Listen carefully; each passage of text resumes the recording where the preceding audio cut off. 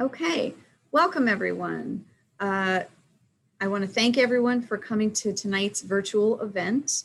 We're really excited to host this debut local author at the Cherry Hill Public Library, and thank you all for attending via Zoom tonight. I will start off by introducing myself. My name is Tierney Miller. I am the head of Reference and Adult Services here at the Cherry Hill Public Library.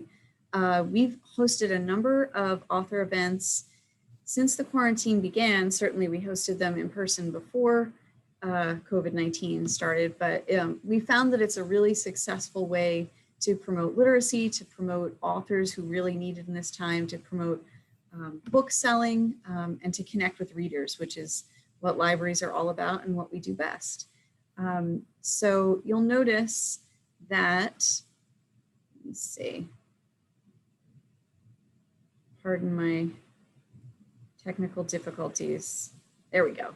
Okay, so on the screen in front of you, you should see a slide that says important information for tonight's event. We will be having an author Q&A that will be towards the end, where audience members can share questions of their own, and we're going to do that through the chat. So if you have questions throughout the talk, certainly as they arise, you can just throw them in the chat and then I will field them to Maddie at the end. As I mentioned, tonight's event is being recorded and we will share the recording for those who are unable to attend. So if you know anyone who wanted to attend tonight who can't, let them know. We usually release those on our YouTube channel within about a week or so.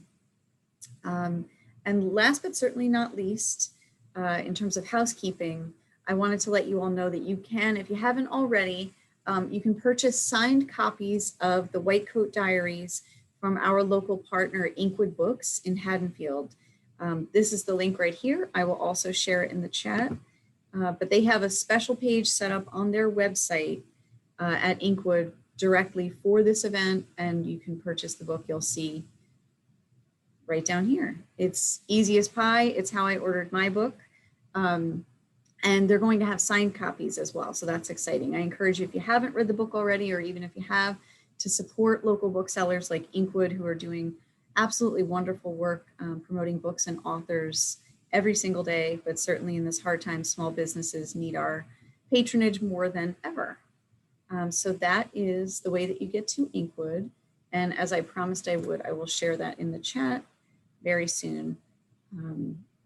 But let's get back to one last thing that I wanted to share.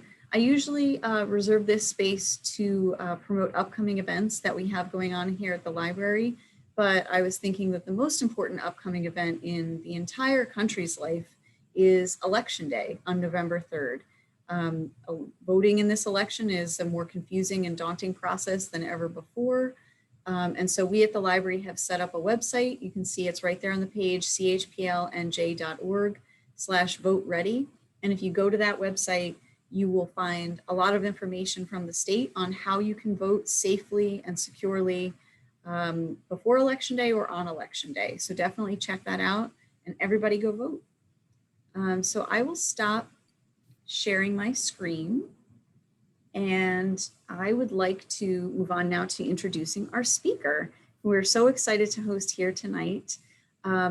Maddie Sinha is a writer and a practicing physician, which are two very big roles to fill. The White Coat Diaries, the book that we're going to talk about tonight, is her debut novel. So congratulations, it's really exciting. Thank you. She loves the nervous system, bookshops, tea with milk, and snarky conversations, though not necessarily in that order. And she lives in Moorestown, New Jersey, right up the road with her family. A little bit about the book, although I will mostly leave that to Maddie to talk about. It is called Grey's Anatomy Meets Scrubs, in this brilliant debut novel about a young doctor's struggle to survive residency, love, and life. Having spent the last 20-something years with her nose in a textbook, brilliant and driven, Nora Kapadia has just landed the medical residency of her dreams. But after a disastrous first day, she is ready to quit. Disgruntled patients, sleep deprivation, and her duty to be the perfect Indian daughter have her questioning her future as a doctor. This book has received rave reviews from the likes of Publishers Weekly and Kirkus Reviews, as well as many other writers. So we're super excited to host Maddie here tonight. and I will turn things over to her now. Welcome. Goodness, thank you so much, Tierney, and thank you to the Cherry Hill Library and to Inkwood for the support. I'm just so grateful to be here, and thank you to everybody who tuned in. I'm excited to share my book with you. And like Tierney said, the White Coat Diaries was pitched as Grey's Anatomy meets Scrubs. I call it Grey's Anatomy meets Bridget Jones meets Bend It Like Beckham with a little bit of Scrubs. It's kind of, if you took all of those things and kind of mashed them together. And the story behind the book is many years ago, I was a resident at Jefferson Hospital in Philadelphia. And I took some of the experiences that I had there, and I didn't want to forget them, was really what my intention was when I started to sit down to write this book. I thought, I had all these really interesting experiences from being a resident. Residency is like a really intense time in life. And I thought, I don't want to forget them. I want to write about them in some way. And the more I wrote, the more I realized I was writing this fiction story about this young resident. And many years later, I finally finished. And that's where this came from. So I thought I would just read a bit of the book, if that's okay. I picked out a passage here. So this story is about the main character, Nora, is a young Indian American woman. She's just graduated from medical school. And here she is starting every 2 months during the first year out of medical school. The residents switch between services. So you might do internal medicine for the first 2 months, and then surgery for the next 2 months, and then something else for the next 2 months. So here she's just started her surgery, her 2 months with the general surgery service at the hospital. And the hospital is the fictional Philadelphia General Hospital. Historically, medicine has always been problematic for women. When Elizabeth Blackwell, America's first female physician, attended medical school, she was asked to excuse herself from lectures regarding reproductive anatomy. When Dr. Harriet Hunt applied to Harvard Medical School in 1843, the all-male student body tried to block her admission by drafting a letter that argued no woman of true delicacy would willingly participate in the scientific study of male genitalia. In fact, the entire academic establishment of the time seemed convinced that a female was too dainty and fragile a creature for the gritty practice of medicine. I like to think that I salute all the women who came before me by standing here right now with my gloved finger inserted up this elderly man's rectum. "What are you doing back there, Doc?" he asks, shouting as if I were in another room. "Still disimpacting you, Mr. Rose," I say. "I haven't taken a dump in 2 weeks." "Yes, sir, that's common after surgery." "So you're just fishing the poop right out of there, eh?" "That's right." "With your finger?" "With my finger." "You're a good doctor."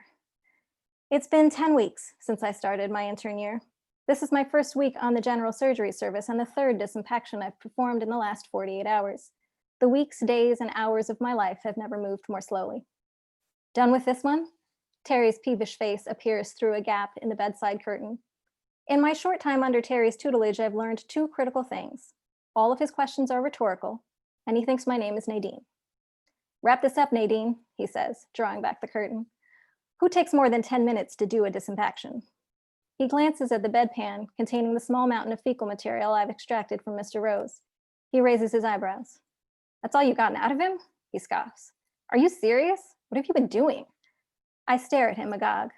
A very primal part of me wants desperately to hurl the feces at him. "Do you always have so much trouble with simple—" He's still talking, but his voice fades away. Suddenly, everything moves in slow motion, and my knees go weak beneath me. Dr. V has arrived. As usual, an entourage of deferential residents trails behind him like ducklings shadowing their mother. Dr. V takes off his sunglasses and his dazzling blue eyes lock with mine. That is a lot of shit," he says. He flashes a gleaming white smile at the patient, then holds out the sunglasses. 3 residents reach for them at once. They jostle one another, and the winner, giddy with delight, gingerly folds them and places them in his breast pocket. "You're an intern, right?" Dr. V asks. I nod, unable to speak. The Dr. V is talking to me. The Dr. V who authored Principles of Cardiothoracic Surgery, volumes 1 through 4, counts Oprah among his personal friends, looks like George Clooney, and invented the Van Drugenbroek vein grafting procedure that revolutionized cardiac bypass surgery. There's a 64% chance of my fainting, approximately.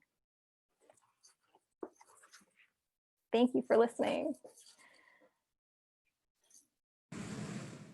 That was great. It's a shame that Zoom requires us to mute things because I was laughing. I laughed when I read that scene in the book as well. It was really funny. I'm always excited when people say they laugh because, you know, when you're writing these things alone, you like, I crack myself up all the time, but like, you never know, like when you put it out there, if people will get it. So I love hearing that people think the book is funny.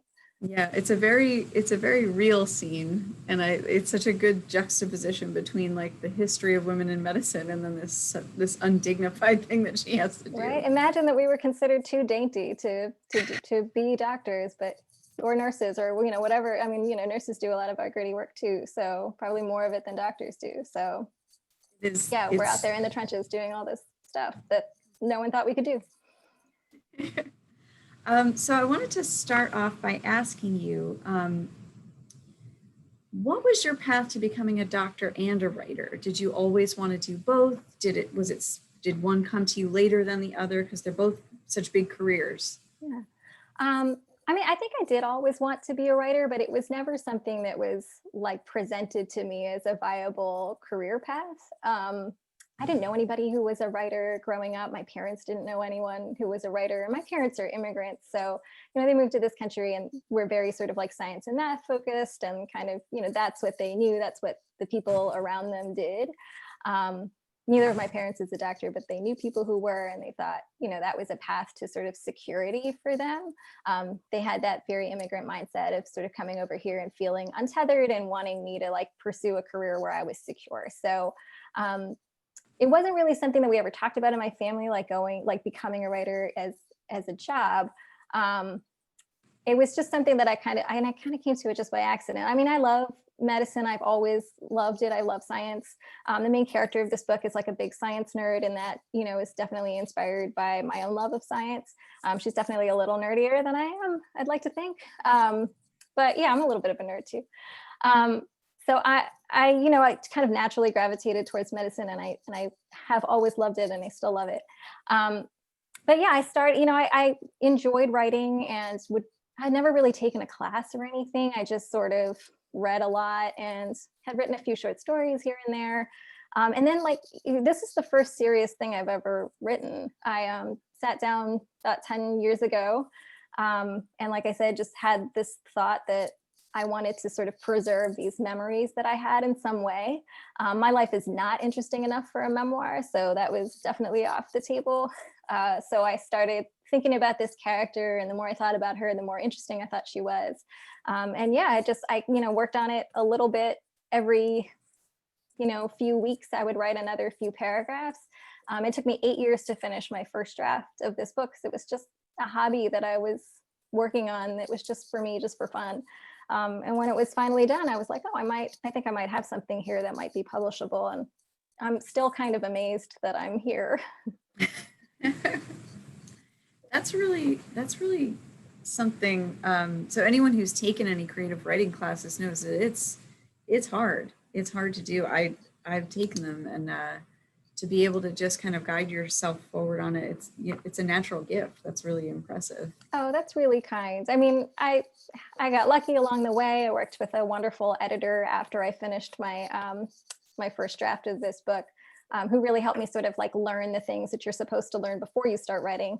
I ended up learning them after I finished the book, and then had to go back and sort of rewrite the book, a bunch of times. I probably rewrote this book like 8 or 9 times before it was like ready to, be presented, to agents and editors. But yeah, thank you very much. That's very kind. Yeah, absolutely. So my next question is more about medicine, because as I was reading the book, I kept thinking to myself this same kind of question. So I wanted to ask you directly. Nora's story reveals a lot of flaws in the way that we train doctors and in the practice of medicine. So what reforms, if any, would you like to see to improve quality of life for patients and for doctors?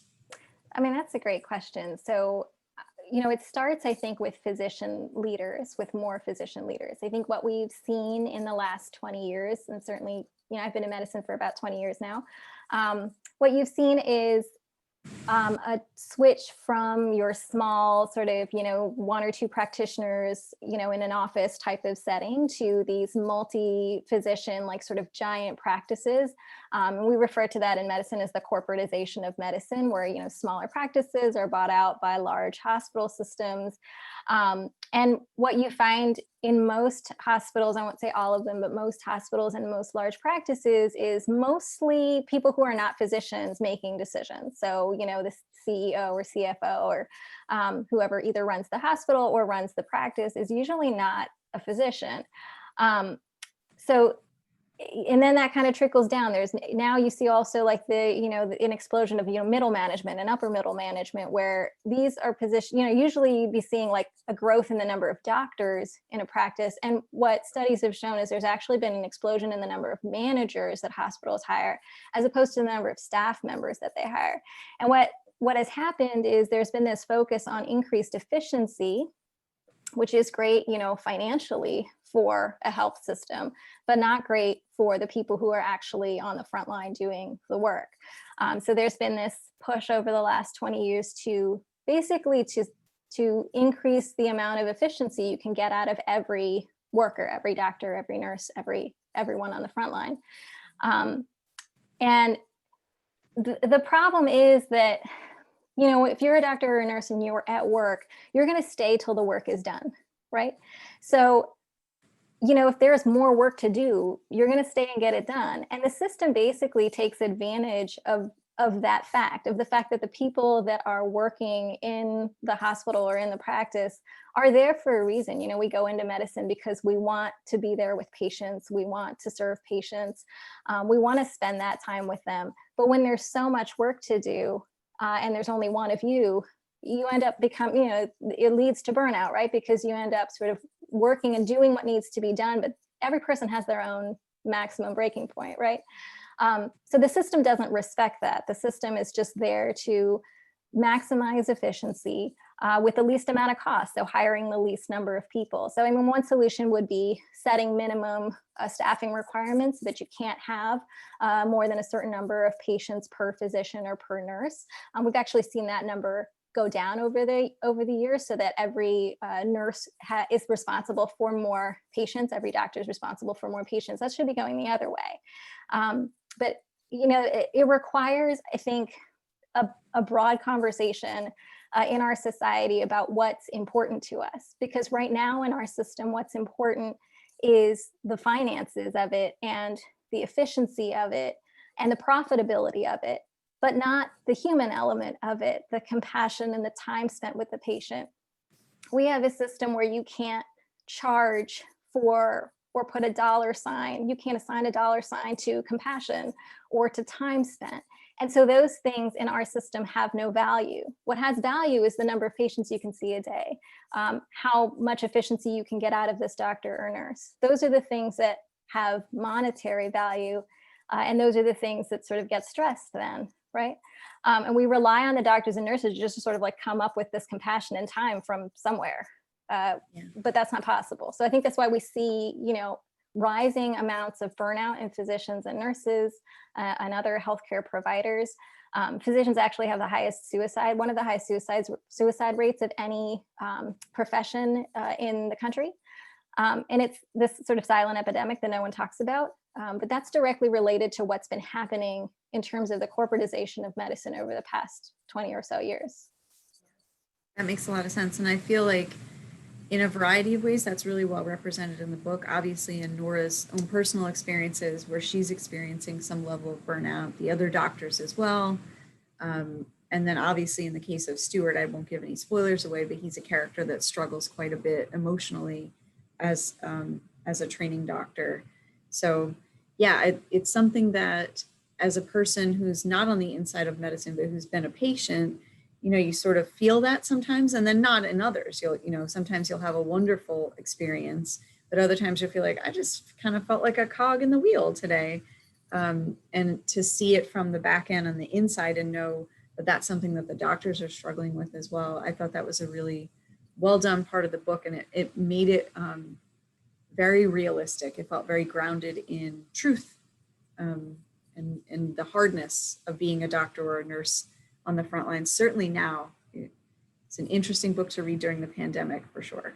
Yeah, I mean, thank you for saying that, because that is really what I wanted to show with this book. I wanted to show what it felt like, not just what it looks like. So I think we all understand the idea of working a lot of hours and being stressed, but I wanted to show with these characters what that feels like. So as much as possible, like you put yourself in the shoes of that character and understand like the multitude of stress. It's not just being fatigued, but it's the responsibility and the stress that comes with that. It's the worry of not knowing if you're right or not. The idea that you might have the right diagnosis, but you might not. That all of that compounds into this very unique type of stress. And that's really what I wanted to show. So I'm glad that came across.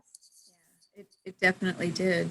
So speaking of stress, I wanted to segue my next question, which is, in what ways did being Indian American and a woman make Nora's journey as a doctor more challenging than it might be for someone else? Oh, that's a great question. So I think, for as far as being a woman, there's definitely a lot of sexism in medicine. Medicine is still in a lot of places an old boys club. Fortunately, we see that changing over time. I think the most recent statistic is that this incoming class of medical students will be pretty much 50-50 male and female. There are still specialties though, for example, in orthopedics, where it's maybe like 8% women and 92% men. So there is still specialties where women aren't as either welcome or encouraged to apply to those residency spots. So that definitely makes it more challenging. And I liked the idea of this female main character kind of having to battle her way through. She's got these male co-residents that are sort of like chummy with each other and don't seem to have the same sort of insecurities that she has. Because I think there's a lot of self-doubt that goes along with that too, and imposter syndrome and feeling like, I'm not sure that I really belong here, because I see a lot of sort of very confident men and like, do I really belong here too? So I wanted to show that. And then the Indian American part, I did not want to write a book about the stereotype of there being a lot of Indian doctors. And I can say this because I'm an Indian doctor. There are a lot of Indian doctors, it's true. But I didn't want to write a book about, how her parents wanted her to be an Indian doctor, because that felt really stereotypical to me. And I wanted to I wanted this character to be unique and have her own struggles. And so in the book, Nora's mother actually does not want her to be a doctor for various reasons, which have to do with her father having been a doctor and having been overworked and sort of what happened to him. So she in the book struggles against, her mother, who is more interested, and this is a stereotype, more interested in her getting married than she is in her pursuing her career. And it's interesting, the way I grew up was very different. My mom actually never wanted me to get married and wanted me to be a doctor. So it's sort of the opposite. Yeah, my mom wanted me to focus on my career and not get married too young. Yeah, I thought that the pressures from her family were a really well done part of the book myself. I'm not Indian American, I'm Irish American, but sort of like the multi-generational, the large network of friends that were like family that they had that could add like extra pressure onto her. And it did seem like, because she was a woman, that the pressure was unique for her to like, it seemed like the family resented her career, that she should have been there to be like the proper daughter. Right. Right. She had responsibilities to her family and was expected to meet those responsibilities. And it's like sort of, it's fine if you want to do this doctor thing, but your first priority is to be there for your family. And I think a lot of women can relate to that, the feeling that sort of family comes before everything else, and the struggle to sort of, actualize what you, sort of see for your career and the rest of your life, and also maintain, your responsibilities to your family. Right. There was an incredible amount of pressure on her. I couldn't help but think, even though her family lived in North Jersey and she lived in Philadelphia, they sort of treated that distance like it was 5 minutes away. And Yeah, and I that's did that definitely, intentionally. I did that intentionally because I wanted them to be like her to be far enough away that it was a real inconvenience for her to have to go home and sort of check up on her mother. But it was just this expected thing, like, what? It's just like it's no big deal. It's a couple hours. it's only like a 3-4 hour round trip, no big deal. No big deal. Even though her brother was right there. And I couldn't help but think that if the roles were reversed, that if she were a man and she were the doctor child and who had a sister that lived right close by, it would be no problem at all. But it was not that way. And I was like, man, I hope Nora like kind of charges ahead. I was rooting for her. I'm sure a lot of readers are. Yeah, it's tough when you love your family and you want to be there for them and meet their expectations, but you also have an obligation to sort of be true to yourself and pursue what you want to pursue. And I feel like just a lot of women are in that situation, probably at multiple times in your life. If you don't have kids and you're just starting out, you're sort of beholden to your family. But then, and when you have kids, it's sort of like, okay, you're doing for your kids, but you're also trying to do whatever you're doing for your career, perhaps. Yeah, I think we're all those of us who are working parents, as we were talking about before the event officially started, are feeling that even more acutely than we ever did before. Yes, all parents, been an adventure. But certainly women more than men. I'm reading, so yeah, and experiencing. Totally agree. So my next question is, and I don't want to give away the ending, so this isn't a spoiler, but I will say that the novel ends on somewhat of a deliberately open-ended note. So what do you see happening in Nora's future, or do you prefer to leave that a mystery for maybe even a possible sequel? I don't see myself writing a sequel. I'll say that now, but maybe I'll change my mind later. I did deliberately leave it vague. I actually don't know. I don't even know myself, what happens after the last scene in the book. I like kind of not knowing. I like the wonder of it and wondering like what this character learned. Where's she going to be 5 years from now? I have no idea. And I think to me, that's fantastic. I love the idea of it just being this open thing that's, something to think about at the end of the book. I love books that end with, just this train of thought that sort of goes on. And, I think every person will come to a different conclusion about where she ends up. Yeah, I find when a book ends on that note, it kind of gives the character life. Like we met them at this one particular scene and we're leaving them at this other particular scene, but they had a life before that and they'll have a life after it. Yeah. So that's how I felt, but I was curious if you were like, no, she's definitely doing this. Yeah, didn't say so. No, I love the ambiguity of it. I think that's just a fun thing. And I love other books that end like that. Yeah. It's kind of like we get a snapshot just in this period of their life. Yeah. So my next series of questions, some came from me, some came from audience members before the event, and they're about basically kind of like tips for aspiring writers. Sure. So you already discussed how you started writing the novel, how you were inspired by your own experiences, your own stories, and wanting to get those down on the page. So I'll skip over that one. But my next question is, what is your writing process? Do you follow a set schedule? Do you have a set place or a ritual? Every writer is different, and people always want to know about that. So I'm still trying to figure out what my process is, because this was the first book I ever wrote. I just kind of winged it. So I started writing it just like in little bits and pieces here and there. And then I was pregnant at the time, and then I had my first child. And I just put it away, for like a year, I think, because it just got too hectic. And then she was about a year old and I picked it up again, and I would start, I would write in the mornings before work. I spend a lot of time writing in my car, usually because I'm hiding from my kids in the car. So I really just kind of squeeze it in whenever I can. I have 2 kids now. So when I started the book, I had no kids. And then when I ended the book, I had 2 kids. So it was just a matter of kind of like figuring out when I was going to sit down and write it. But for me, like it's a hobby, and it was fun for me. It was something I looked forward to doing. So I didn't mind getting up a little bit earlier. And I wouldn't spend like a ton of time. I wrote for maybe like an hour, 45 minutes in the morning, like a few days a week, sometimes on the weekend, sometimes for like 15 minutes in the car after work before coming home. And that's why it took me, close to a decade to finish. I have another novel that I need to be writing and finishing by the spring. So I'm sort of figuring out my process. I'm trying to be more disciplined about it now. Now I get up early every day of the week and spend about an hour every day of the week trying to write it. So I hope that's going to work out. I'm hoping I'll be done, on time. But yeah, I'm still trying to sort of feel my way through it. It's definitely not easy.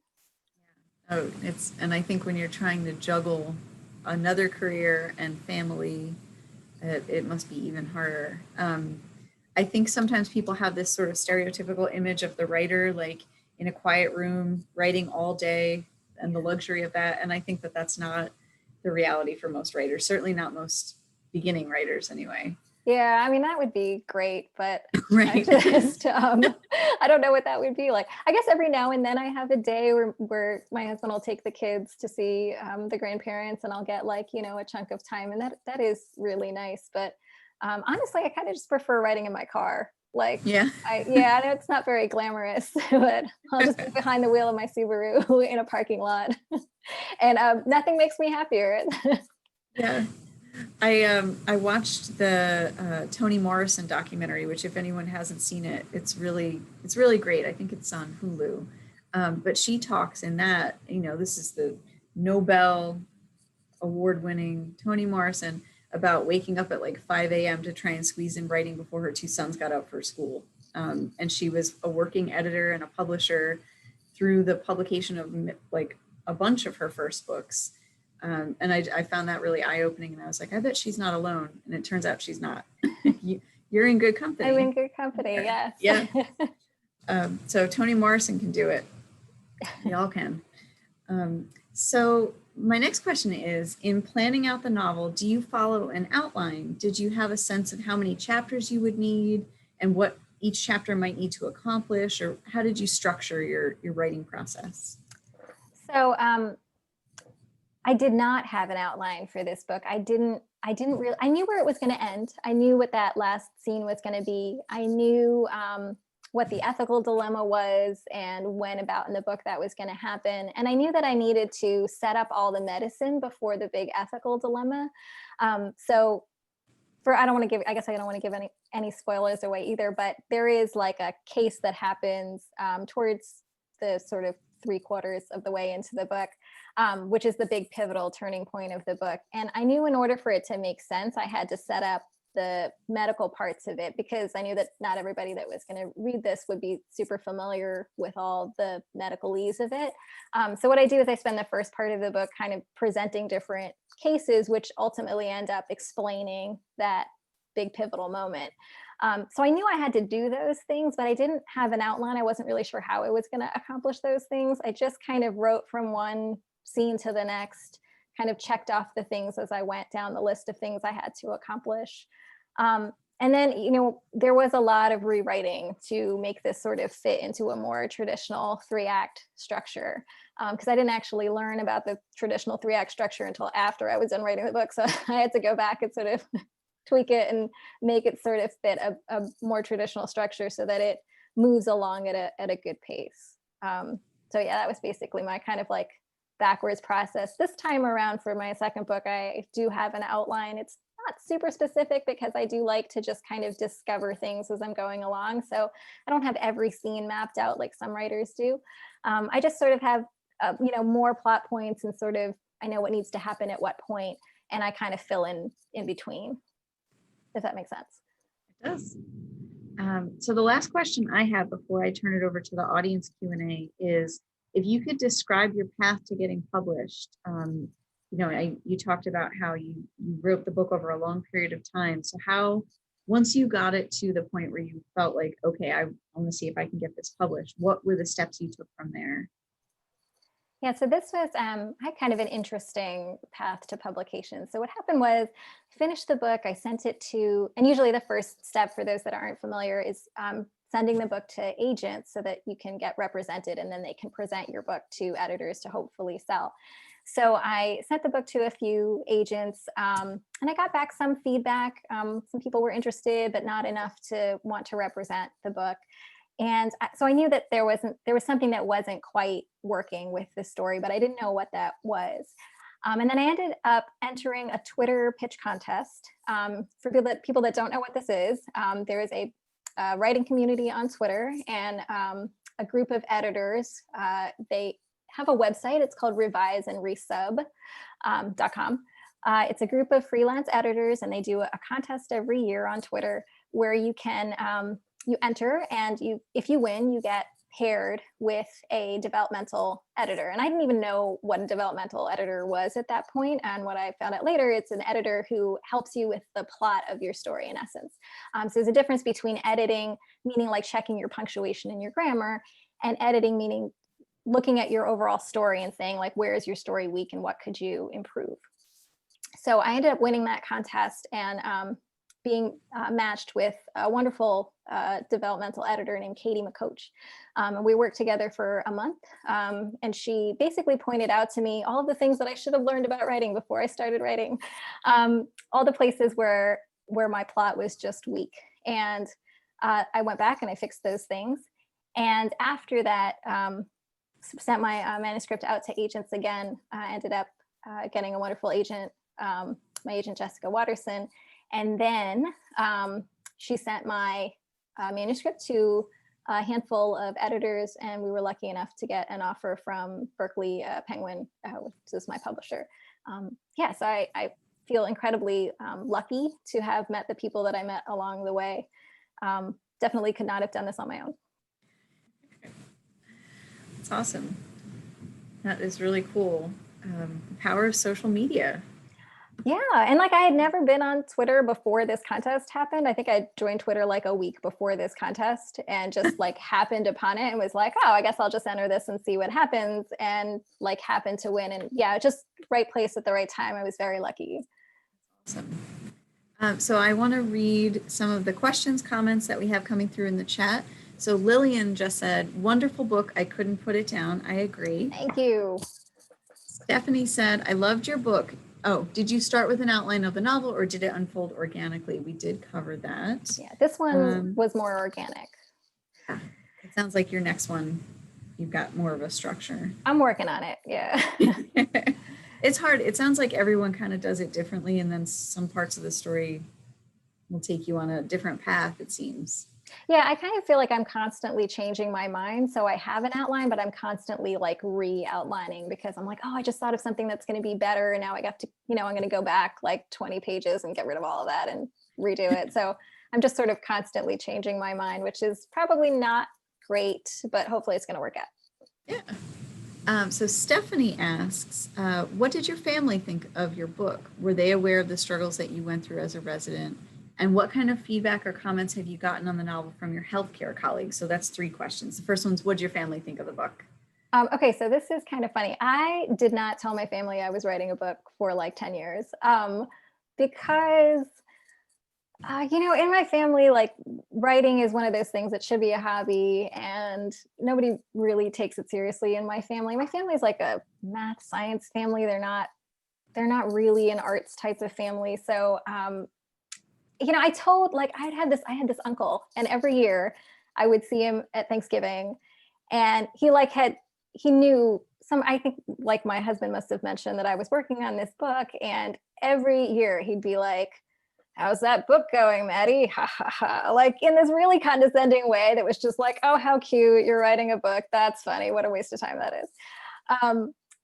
So I just kind of didn't say anything because I didn't know if it was going to turn into anything, and I was afraid of being like judged for spending all this time doing this thing that might not turn into anything tangible. So I told my parents and the rest of my family that I published a book like the day after the book came out. It's like, yeah, Oh, it's on Amazon and you can go get it now, I guess. that's Um, awesome. but as it Yeah. turns out, they've actually all been like super supportive. And my mom was not pleased with the number of curse words that are included in this book. She made very clear to tell me she did not approve of that, but she thought the rest of it was fine. My dad hasn't read it yet. But yeah, the rest of my family has been really nice about it. So I probably should have told them earlier. I was just like self-conscious about it. Yeah. So the second question was your family aware of struggles that you went through as a resident in your own life? So I definitely do not think they knew the extent of what I went through and what my fellow residents went through. My mom said she was really surprised by some of the things that happened. Like she knew it was hard, but I think again, it's like it's hard to imagine what all the stresses feel like until you read the book, and then you realize how multidimensional the stress is, and why it leads to burnout. I think then becomes much more clear. So no, I think it was eye-opening for them as well. And what kind of feedback or comments have you gotten on the novel from your healthcare colleagues? So okay, it's going to sound like I'm really secretive. I didn't tell anybody at work that I read the book either. Um, Again, because I was kind of like, I wasn't sure how it would be received. So yeah, basically like the day the book came out, my husband posted it on Facebook, and he actually works at the same place that I do. And a bunch of our colleagues found out and went out and got it. And they've been so wonderful. I'm so blessed. Like they are the most lovely group of people that I work with, and they're all big fans of the book. And there's like a little book club going on at work now. And sometimes I, walk down the hallway and somebody will sort of sidle up to me and go, "Which one of the love interests is your husband?" Because they all know him, and I'm like, "It's none of them. It's fiction." They're like, "No, we're pretty sure it's Gabe." I'm like, "No, it's." If it was, I wouldn't admit to it. But it's been really nice. That's fantastic. It's nice to have a supportive workplace. May I have your attention? I'm super lucky. I have one as well. Let's see. Sorry about that. Just FYI, what that is that the library's closing in 15 minutes and they keep announcing it. So apologies for that interruption. It can't be avoided. So Linda asks in the chat, from the excerpt that you read, the book seems very visual. Do you think that it could be made into a movie? Great question. That is a good question. I mean, I do have a film agent, so there has been some interest. I think it's a tough time right now because of COVID, so it's hard to know if anyone's going to take this on. I mean, I would love that. When I write, I usually picture the scenes like they would be in a movie. I actually started out writing screenplays a very long time ago, before I attempted a novel. It was something that I studied in college for a little while and I really loved. So I have brought some of that screenwriting, some of the lessons that I learned there into the novel. And I love that you said it was visual. Thank you for that, because I'm really trying for that in the book. I really want it to feel very vivid. And I like a lot of dialogue. I love dialogue. So there's a lot of dialogue in this book. So yeah, I mean, I think that would be great. It's, fingers crossed, it's something that somebody wants to make into a movie someday. So the last batch of questions we have, unless anyone has any others, and please keep submitting if you do, is from Rebecca. And Rebecca asks, are there any characters based on real people? Were you afraid of anyone figuring out who the characters were based on? So yes, and yes. And I'm not going to say who it is exactly, but there is a character whose name is like just legit the actual name of the person. Like it's somebody like from like high school, like way in the past, who I just like use their name because at the time that I was writing the book, it was just easier. I was picturing this person in my head and I was like, I'm just going to put her name down. And once the book, and every step of the way, I thought like, maybe I should change that, because maybe like someday this book will be out there and she'll read it, which it still seems unlikely that exact person will read this book. But, the book got an agent and I was like, oh, maybe I should change that. And then I'm like, nah, like it'll probably never find an editor. And then it found an editor, and I was like, oh, maybe I should change that. And then it was kind of too late, because then it was embarrassing, and I didn't want to admit that I'd actually put like a person's name in. Like, you're not supposed to do that. And I was like, oh, maybe I'll just not say anything. So yeah, so it's still in there, her actual name, first and last name. Oh, no. But yeah. So yeah, hopefully wherever she is, she does not read the book and get mad. Hopefully. Or maybe she'll just have been thrilled to be included. I mean, she's not a great character, so I would think probably not, but it's done now. I can't undo it. Can't undo it. It's true. We have a question from Emily, and Emily says, my daughter is a first-year resident. What advice do you have for her? Oh, that's awesome. Gosh, what advice do I have? I think to be confident in herself and to know that she can speak up if she sees something that crosses the line. So the culture in medicine is very, especially when you're a resident, is very much to just sort of go along with whatever is happening. And I don't want to make it sound like all residency programs are bad. I mean, my intern year was at a different hospital than Jefferson. My experience at Jefferson was actually really wonderful. I went to a very small community hospital for my first year out of medical school, which is the intern year, which is the bulk of the book is about Nora's intern year. And that was terrible, but the rest of my residency experience was really good. So I think some programs are better than others. But if she's in a program and she's being treated in a way that's unfair, or she's being sort of talked down to, which there's a lot of bullying, a lot of times from either senior residents or even attendings, I think that she should know that she can stand up for herself and say something about that, and go to her program director, or whoever's in charge, and stand up for herself and for being treated respectfully. A lot of times in residency, we don't do that because, it's a bit of there's definitely a hierarchy, and you feel like you don't want to rock the boat or make your superiors upset at you. And I think when I was a resident, which was a long time ago, that's definitely, what we did. We just kind of stayed quiet about it. And things are changing now, and there's a lot more resident advocacy. So I think she should feel empowered, and definitely best of luck to her. Yeah, Emily shared that she is also at Jefferson. So okay. I mean, Jefferson is a wonderful place. I have only good things to say about my experience there. So yeah, I think she'll be well taken care of there, I hope. Hopefully. Well, that is our last question, unless anybody else had anything. Speak now or forever hold your peace. I did want to share just one last time. Here is the link for anyone who may have missed it earlier on in our discussion. You can look in the chat and see there's the direct link. You can order your signed copy from Inkwood Books, or if you are so inclined, you can now go to Inkwood Books. They are open for in-person shopping, socially distanced with a mask, but it's a wonderful shop. They just opened a larger location in Haddonfield, so I really encourage you to go check it out. Buy the White Coat Diaries, buy another book, buy lots of books. And I want to thank Maddie so much for coming tonight and having this discussion with us. It was really wonderful. We really loved hosting you. Thank you so much, Tierney. This has been a thrill and an honor, and thank you to all of you who tuned in and everyone who read the book. And I'm just beyond grateful for your support. Thanks again. And everyone saying thank you so much in the chat. If you haven't read the book, I really recommend it. It was a page turner, and it was just really heartfelt. So if you haven't read it, read it.